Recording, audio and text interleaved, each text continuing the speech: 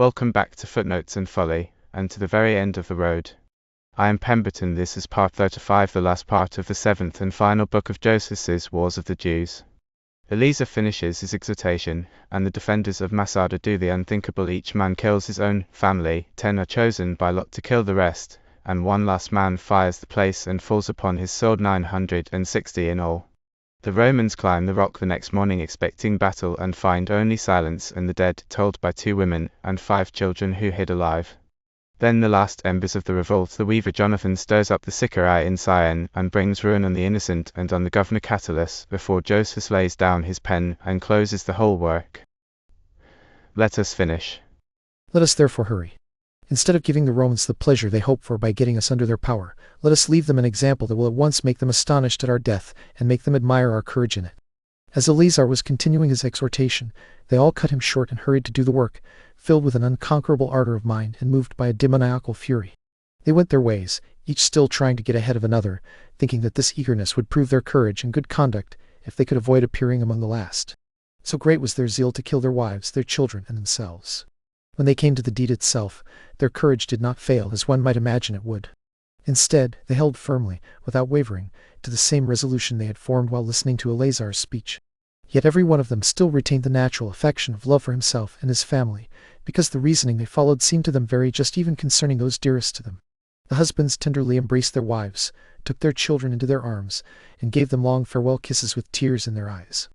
At the same time they completed what they had resolved, as though the killings had been carried out by the hands of strangers. Their only comfort was the necessity they felt of doing this execution in order to avoid the miseries they expected to suffer from their enemies.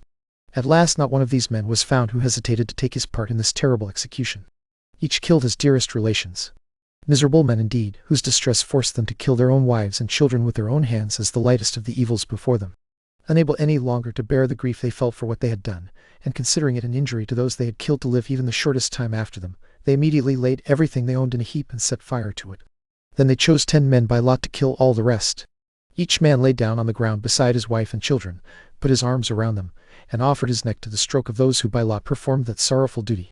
When the 10 had killed them all without fear, they used the same rule of casting lots for themselves, so that the man chosen by lot should first kill the other 9 and afterward kill himself. Accordingly, all of them had courage enough that none was behind another in doing or suffering. In the end, the 9 offered their necks to the executioner. The last man of all looked over all the other bodies, in case among so many slain someone might still need his help to be completely dispatched. When he saw that they were all dead, he set fire to the palace, then with the great force of his hand drove his sword entirely through himself, and fell down dead near his own relations. These people died with the intention of leaving not even one soul among them alive to be subject to the Romans. Yet there was an old woman, another woman who was related to Eleazar and was superior to most women in prudence and learning, and 5 children who had hidden themselves in underground caverns. They had carried water there for their drink, and were hidden there, while the rest were intent on killing one another. The others numbered 960, including the women and children in that count. This calamitous slaughter took place on the 15th day of the month Xanthicus, that is, Nisan. The Romans expected that they would have to fight in the morning. Accordingly, they put on their armor and laid bridges of planks from their banks upon their ladders in order to make an assault on the fortress, which they then did. But they saw no enemy at all, only a terrible solitude on every side, fire within the place, and complete silence. They were at a loss to guess what had happened. At length they made a shout, as if at a blow from a battering ram, to see whether they could draw anyone out from within. The women heard this noise, came out of their underground cavern, and told the Romans what had been done and how it had happened. The second of the women clearly described everything that had been said and done, and the manner of it. Yet the Romans did not easily give their attention to so desperate an undertaking, nor did they believe it could be as the women said. They also tried to put out the fire, quickly cut a way through it, and entered the palace. There they met with the multitude of the slain. They could take no pleasure in the deed, even though it had been done to their enemies. They could only wonder at the courage of their resolution, and at the immovable contempt of death shown by so great a number of people when they carried out such an action. When Masada had thus been taken, the general left a garrison and a fortress to keep it, and went away himself to Caesarea. There were now no enemies left in the country, but the whole land had been overthrown by so long a war. Yet this war produced disturbances and dangerous disorders even in places very far from Judea. Many Jews were still killed at Alexandria in Egypt. As many of the Sicarii as were able to flee there from the seditious wars in Judea were not content merely to have saved themselves. They had to undertake new disturbances, persuading many of those who received them to assert their liberty, to consider the Romans no better than themselves, and to regard God as their only Lord and Master. When some reputable Jews opposed them, they killed several of them and pressed the rest strongly with exhortations to revolt from the Romans. These men have now run away from Judea, and have no sure hope of escaping, because as soon as they are known, they will quickly be destroyed by the Romans. They have come here to fill us with the calamities that belong to them, while we have shared in none of their sins. When the principal men of the Senate saw what madness the Sicarii I had reached, they thought it was no longer safe to ignore them. They gathered all the Jews into an assembly, accused the madness of the Sicarii, and showed that they had been the authors of all the evils that had come upon them. After saying what is recorded, they urged the multitude to take care lest they be brought to destruction by these men, and to make their apology to the Romans for what had been done by delivering the Sicarii up to them. When the people understood the greatness of the danger they were in, they agreed to what was proposed. They rushed violently upon the Sicarii and seized them. 600 of them were caught immediately. As for all those who fled into Egypt and to the Egyptian Thebes, it was not long before they too were caught and brought back. Everyone was amazed at their courage, or whether we should call it madness, or firmness in their opinions.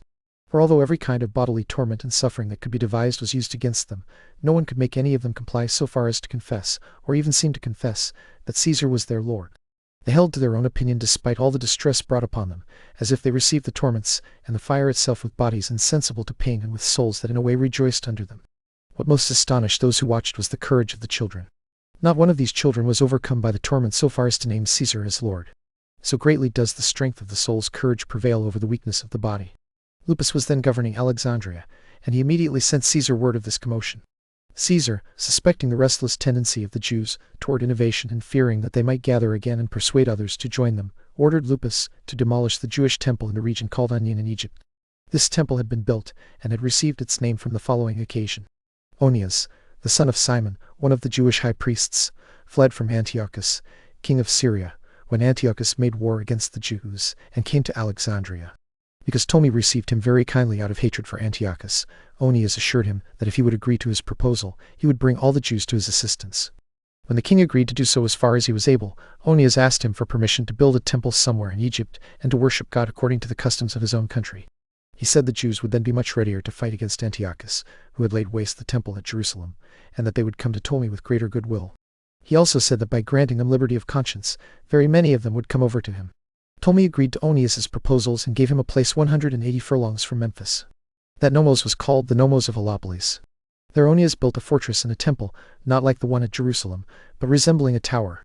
He built it of large stones to a height of 60 cubits. He made the structure of the altar in imitation of the altar in our own country, and adorned it likewise with gifts, except for the form of the candlestick.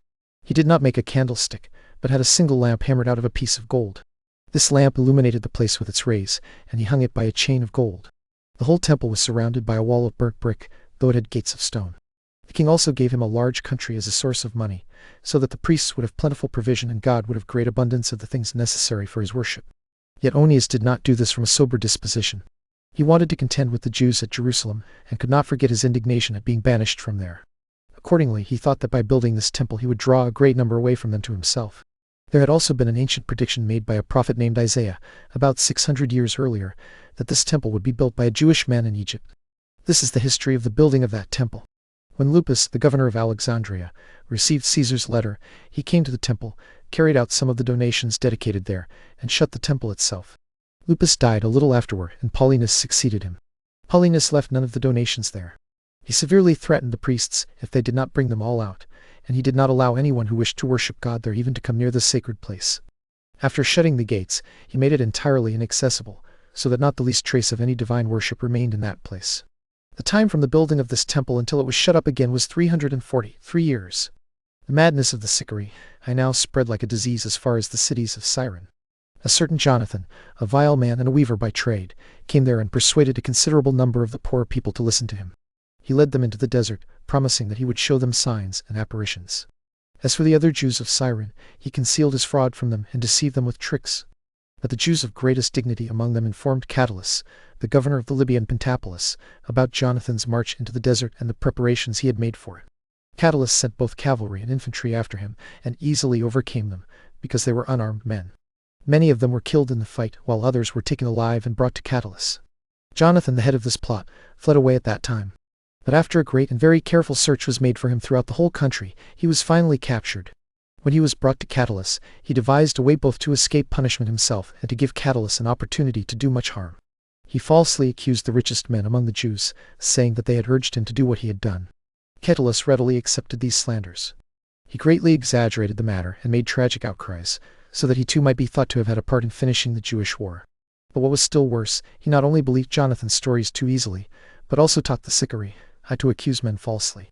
He therefore told Jonathan to name Alexander, a Jew with whom Catullus had formerly quarreled and whom he openly admitted that he hated. He also got him to name Alexander's wife Bernice as involved with him. Catullus ordered these two to be killed first. After them, he caused all the rich and wealthy Jews to be killed, no fewer than 3,000 in all. He thought he could do this safely because he confiscated their property and added it to Caesar's revenues. Indeed, lest any Jews living elsewhere should expose his villainy, Catullus extended his false accusations further. He persuaded Jonathan and certain others who had been caught with him to bring charges of revolutionary attempts against Jews of the best character both at Alexandria and at Rome. One of those against whom this treacherous accusation was made was Josephus, the writer of these books. Yet this plot contrived by Catullus did not succeed as he hoped. He came himself to Rome, bringing Jonathan and his companions with him in chains, and thought there would be no further inquiry into the lies forged under his government or by his means. But Vespasian suspected the matter and investigated how far it was true. When he learned that the accusation against the Jews was unjust, he cleared them of the crimes charged against them, partly because of Titus's concern about the matter, and brought deserved punishment upon Jonathan. Jonathan was first tortured and then burned alive. As for Catullus, the emperors were so gentle with him that he underwent no severe condemnation at that time. Yet not long afterward, he fell into a complicated and almost incurable disease, and died miserably. He was not only afflicted in body, the disease in his mind was heavier upon him than the bodily one. He was terribly disturbed and continually cried out that he saw the ghosts of those he had killed standing before him. Because of this he could not restrain himself, but leaped out of his bed as though torments and fire were being brought to him. His disease continually grew much worse. His very entrails were so corroded that they fell out of his body, and in that condition he died. Thus he became as great an example of divine providence as ever there was, and showed that God punishes wicked men. Here we shall bring this history to an end. In it we formerly promised to present, with complete accuracy, the account for those who wish to understand how this war of the Romans with the Jews was carried on. How good the style of this history is must be left to the judgment of the readers. But as for its agreement with the facts, I shall not hesitate to say boldly that truth alone has been my aim throughout the entire work. And there it ends. Masada has fallen, the last embers of revolt are stamped out, and with the death of the Sicarii and the closing of Josephus' own pen, the great war is over and the whole of his Wars of the Jews lies complete, all 7 books, from the Maccabees and Herod, through the long road to rebellion, the burning of the temple, and the lonely rock of Masada, to this quiet, terrible close. It has been a long march, and I am grateful to every one of you who walked the whole of it with me. Thank you for sitting with the entire work, from first line to last. I have been Professor Reginald St. John Pemberton. Mind the footnotes, and beware the folly.